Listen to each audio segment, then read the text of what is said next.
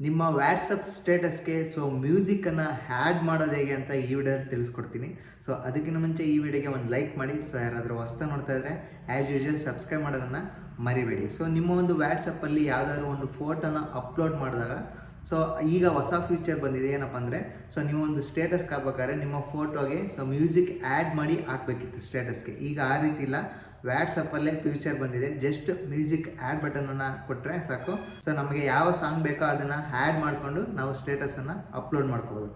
ಅದು ಹೇಗೆ ಅಂತಂದರೆ ಜಸ್ಟ್ ಸಿಂಪಲ್ಲಾಗಿ 3 ಸ್ಟೆಪ್ಸ್ ಇಲ್ಲಿ ಫಾಲೋ ಮಾಡೋಕ್ಕಾಗುತ್ತೆ. ಜಸ್ಟ್ ನಿಮ್ಮ ವ್ಯಾಟ್ಸಪ್ ಮೇಲೆ ಕ್ಲಿಕ್ ಮಾಡಿ. ವ್ಯಾಟ್ಸಪ್ ಮೇಲೆ ಕ್ಲಿಕ್ ಮಾಡಿದ ತಕ್ಷಣ ನಿಮಗೆ ಕಾಣ್ತಾ ಇರ್ಬೋದು ಈ ರೀತಿಯಾಗಿ ಓಪನ್ ಆಗುತ್ತೆ. ಕೆಳಗಡೆ ಅಪ್ಡೇಟ್ಸ್ ಅಂತ ಇದೆ, ಜಸ್ಟ್ ಅಪ್ಡೇಟ್ಸ್ ಮೇಲೆ ಕ್ಲಿಕ್ ಮಾಡಿ. ಅಪ್ಡೇಟ್ಸ್ ಮೇಲೆ ಕ್ಲಿಕ್ ಮಾಡಿದ ತಕ್ಷಣ ನಿಮಗೆ ಕಾಣ್ತಾ ಇರ್ಬೋದು ಈ ರೀತಿಯಾಗಿ ಓಪನ್ ಆಗುತ್ತೆ ವಿಂಡೋ. ನಿಮಗೆ ಕಾಣ್ತಾ ಇರ್ಬೋದು ಒಂದು ಕ್ಯಾಮ್ರಾ ಸಿಂಬಲ್ ಇದೆ, ಜಸ್ಟ್ ಅದ್ರ ಮೇಲೆ ಕ್ಲಿಕ್ ಮಾಡಿ.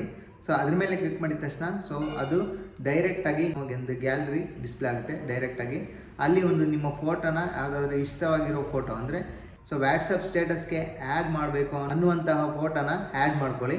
ಜಸ್ಟ್ ನಿಮಗೆ ಕಾಣ್ತಿರ್ಬೋದು, ಜಸ್ಟ್ ಆ ಫೋಟೋ ಮೇಲೆ ಕ್ಲಿಕ್ ಮಾಡಿ. ಕಂಪ್ಲೀಟಾಗಿ ಅದು ಆ್ಯಡ್ ಆಯಿತು. ಇವಾಗ ಕಾಣ್ತಾ ಇರ್ಬೋದು ನಿಮಗೆ.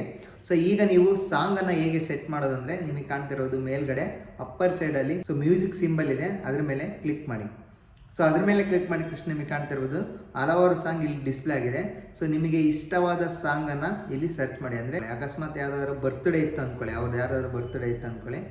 ಜಸ್ಟ್ ಹ್ಯಾಪಿ ಬರ್ತ್ಡೇ ಅಂತ ಟೈಪ್ ಮಾಡಿ, ಅಥವಾ ನಿಮಗೆ ಇಷ್ಟವಾದ ಸಾಂಗನ್ನು ಟೈಪ್ ಮಾಡಿ. ಇಲ್ಲಿ ಕನ್ನಡ ಸಾಂಗ್ ಅಂತ ಟೈಪ್ ಮಾಡಿ. ಬರ್ತ್ಡೇ ಸಾಂಗ್ ಯಾವುದಾದ್ರೂ ಡಿಸ್ಪ್ಲೇ ಆಗುತ್ತೆ. ನಿಮಗೆ ಕಾಣ್ತಾ ಇರ್ಬೋದು ಹ್ಯಾಪಿ ಬರ್ತ್ಡೇ ಅಂತ ಇದೆ. ಜಸ್ಟ್ ಅದ್ರ ಮೇಲೆ ಟ್ಯಾಪ್ ಮಾಡಿ.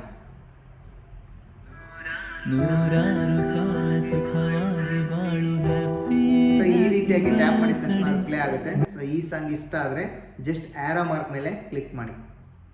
ಜಸ್ಟ್ ನಿಮಗೆ ಕಾಣ್ತಾ ಇರೋದು ಇಲ್ಲಿ ಬಂದು ಆ್ಯಡ್ ಆಗಿದೆ. ಜಸ್ಟ್ ಡನ್ ಮೇಲೆ ಕ್ಲಿಕ್ ಮಾಡಿ. ಡನ್ ಮೇಲೆ ಕ್ಲಿಕ್ ಮಾಡಿದ ತಕ್ಷಣ ಇದು ವೇರಿಯೇಷನ್ ನಿಮಗೆ ಕಾಣ್ತಾ ಇರೋದು. ಇಲ್ಲಿ ಎಲ್ಲಿ ಬೇಕೋ ಅಲ್ಲಿಗೆ ಡಿಸ್ಪ್ಲೇಗೆ ಸೆಟ್ ಮಾಡ್ಕೊಳ್ಳಿ. ಜಸ್ಟ್ ಇಲ್ಲಿ ಕೆಳಗಡೆ ಸ್ಕ್ರೋಲ್ ಮಾಡಿದೆ. ಜಸ್ಟ್ ನಂತರ ನೀವು ಫಾರ್ವರ್ಡ್ ಮೇಲೆ ಕ್ಲಿಕ್ ಮಾಡಿ.